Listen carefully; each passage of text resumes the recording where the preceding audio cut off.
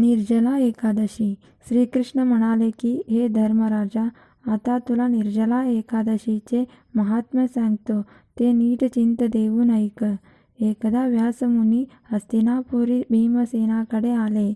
भीमसेनाने त्यांची यथाविधी पूजा केली आणि नंतर प्रार्थना करून तो म्हणाले की, हे भगवान, कुंती, द्रौपदी, धर्म, अर्जुन, नकुल आणि सहदेव सर्व स्वर्ग प्राप्तीकरिता एकादशीचे दिवशी उपवास करून ते व्रत करतात आणि मलाही करण्याला सांगतात.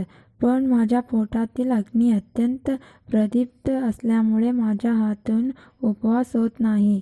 इतकेच काय, पण मला नक्त नव्हे तर एक भुक्तसुद्धा राहत नाही. मला खाण्याला पुष्कळ अन्न लागते. जर का एखादे एकादशी खाण्याला कमी अन्न मिळाले तर मला त्या दिवशी कोणताही कामधंदा सुचत नाही.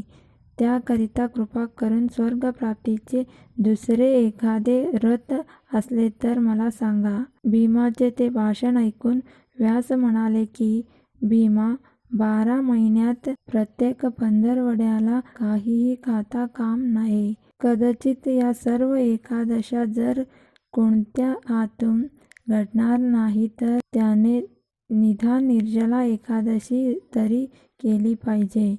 या एकादशीचे दिवशी पाणीसुद्धा पिऊ नये. हिचे महात्म्य फार मोठे आहे. सर्व एकादशीच्या पुण्याबरोबर हिचे पुण्य आहे करिता ही एकादशी तू अवश्य कर.